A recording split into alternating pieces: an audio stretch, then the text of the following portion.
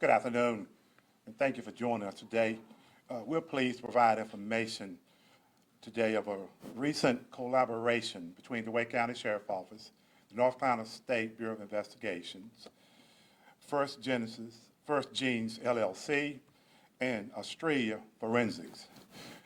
This collaboration resulted in the clearing of a 1968 unsolved homicide. And we believe it's important to share this information, to send a message to the public that law enforcement never gives up, that we pursue every lead, and we embrace technology and partnerships to solve crimes. The order of events today will proceed with Sergeant Kenneth Kay, who was the lead investigator in this investigation, to provide details of the investigation, connect the dots, identifying the victim and the connection to the perpetrator, followed by Director Chip Hawley from the SBI to outline SBI's involvement, followed by Leslie Kaufman from First Genes LLC to explain how the DNA process worked to bring about this outcome. Thank you.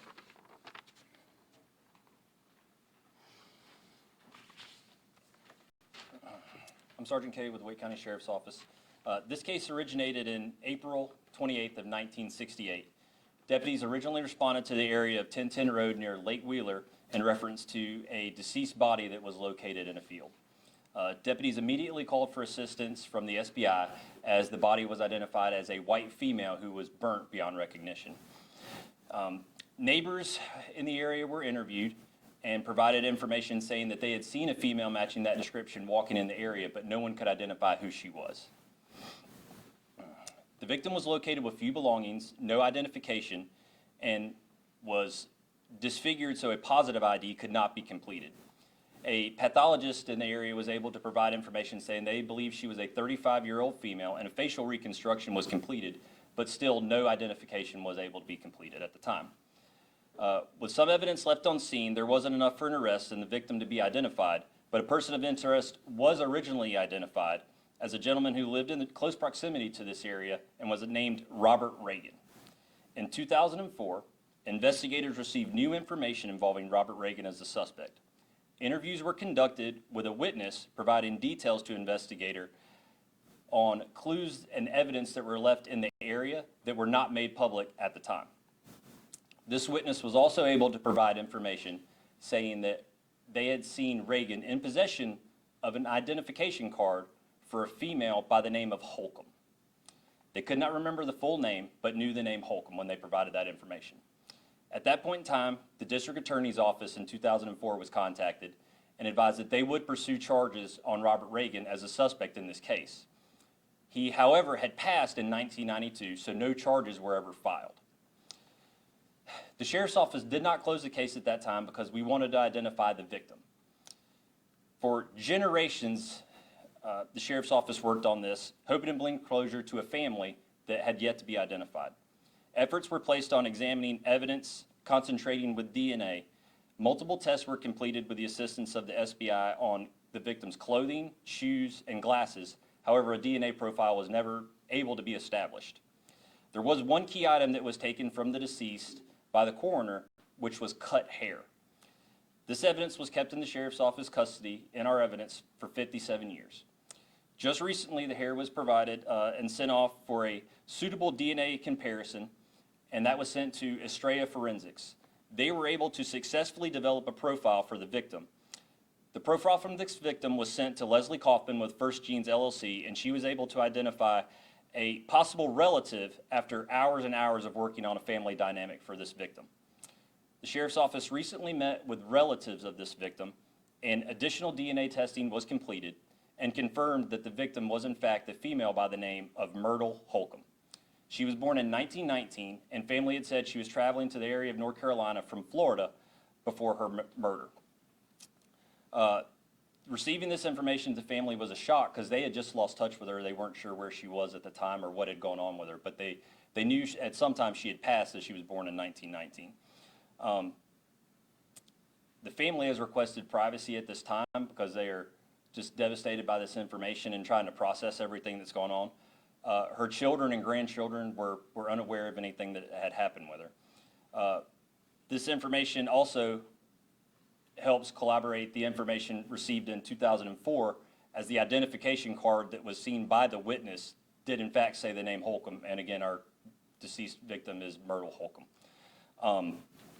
I'd personally like to thank the SBI and Agent Nate Holcomb, Nate Thompson, who'd recently retired. He's been a tremendous help with the Sheriff's Office along the way for trying to identify this, and the assistance of Estrella Forensics and Leslie Kaufman with First Genes. Without their help, none of this would have been possible. At this time, I'll turn it over to Director Hawley. Thank you, Sheriff. Director Hawley with North Carolina State Bureau of Investigation. Right now, I would like to thank the Sheriff's Office in collaboration with our cold case team of agents. Right now, even now, we have 37 open cases of cold cases across the state of North Carolina, and this just reinvigorates what we're trying to do and bring closure to victims out there. There are so many that there's a lot of cases from Murphy to Mania, and we're trying to make sure that we provide the necessary assistance.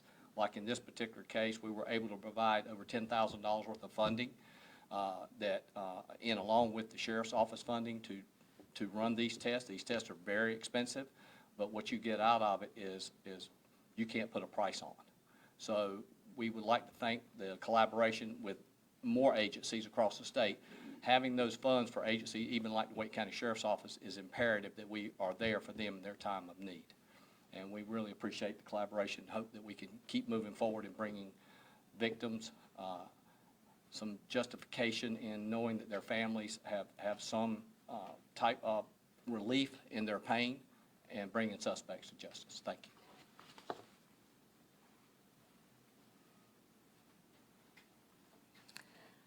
My name is Leslie Kaufman. I'm with First Genes Forensic Genealogy.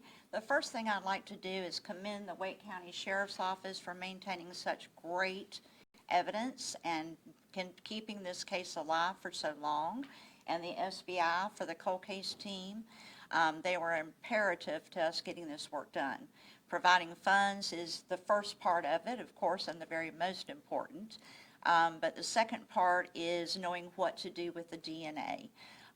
Astria Forensics has provided was able to provide a very good DNA profile and kit, which I was able to upload to 2 different databases that law enforcement is allowed to use.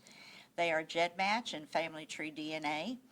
From those 2, I was able to develop a family tree for Ms. Holcomb. I actually had 2 trees built to a total of little over 4,000 people. It took me about 4 months to get provide a lead to Kenneth, and I apologize for using his name in a short term. But anyway, we were able to get a final identification in September, and I open the floor to any questions.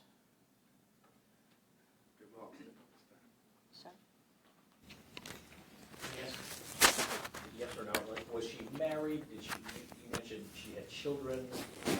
She was married with children, but as Kenneth K. said, the family is asking for total privacy, so we're not going to give out any information, where she's from, the name of the children or grandchildren, to try to provide that privacy for them. Can you tell how many kids?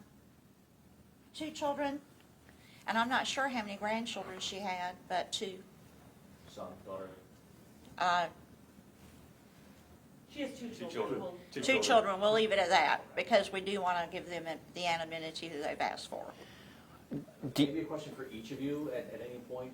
How unusual and satisfying is all of this? Well, it's the oldest cold case in North Carolina solved with forensic genealogy, as far as I know, and so that's a first. It's very rare that we're being able to do cases with hair. That's a recent development with Astria Forensics.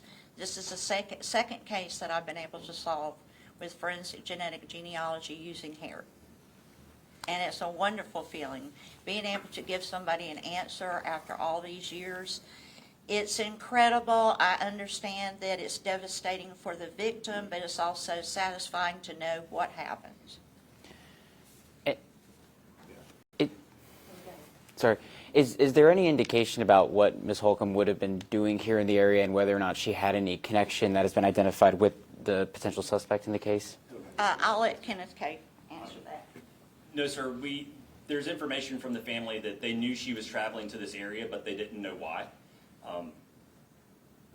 They didn't know why. They knew she was coming here, but they didn't really have any answers to why she was coming here. And as for any connection to Robert Reagan, have you guys been able to identify any? No, sir. And can I ask you as well, how unusual and satisfying is this? Yes, sir. You know, at the sheriff's department here, I believe we have 32 cold cases, unsolved homicides that are open, that we're working. Investigators have several of them that they're working at a time. We try to put all the effort in that we can. It's a lot of going back and looking over evidence and re-examining cases and finding new ways and new things to move forward with. DNA is a big part of that, and I think that's the big key is looking at these things. I think it's very satisfying to be able to actually talk to families and tell them that, you know, we've been able to come up and identify someone or to help try to solve and bring closure to cases and families. Demi, did you guys ever think you'd get to this point? My mother was 8 years old when this case started. I wasn't even thought of. I commend just the numerous investigators before me that worked on this case and kept things relevant and updating case files, because we still actually have the original case file from when this started, and it's amazing to go back and see those original notes, handwritten notes from 1968, and then notes that have been developed and further in the 70s and the 80s and so on. So. Any other questions? Does this give you hope for the other unsolved cases? And what would your message be to potential victims' families, and also with the DNA testing, how, going about funding that? I mean, how do you reconcile the money to continue doing this type of testing? Yes, it definitely gives us hope. Our staff is committed, dedicated, there's passion there to solve every unsolved crime. We believe, again, we bring a degree of closure to families of the victims. We also hold the responsible person accountable. So that's a motivating factor, and we believe that as we continue to work hard and dedicate ourselves to this and embrace technology, that we're going to be able to clear more cases. And how do you continue funding that? I mean, it seems pretty costly in this case. Definitely, we have to think outside the box, but that's where collaboration is so important. As I said, we embrace the partnerships. It's about the public, private, nonprofit, faith-based partnerships that allow us to continue to serve. How many cold cases do you have right now? I would like to double check that. 32 unsolved homicides. Oh, great. Anything else? The victims' remains, I mean, where are they right now? And if something like this happened today, how would it be investigated differently than 6 decades ago? Again, we embrace the different technology that exists today. Now we're able to readily get things done in labs instead of years what it took for this new technology to come into existence. But through the SBI and federal agencies, we're able, and we have our own local Wake County Bureau of Forensic Science, who's able to help us immediately jump on a case, start doing the identification process, start linking, connecting dots. So we're confident that we can move at a faster pace and do things more timely because of the advancement in technology.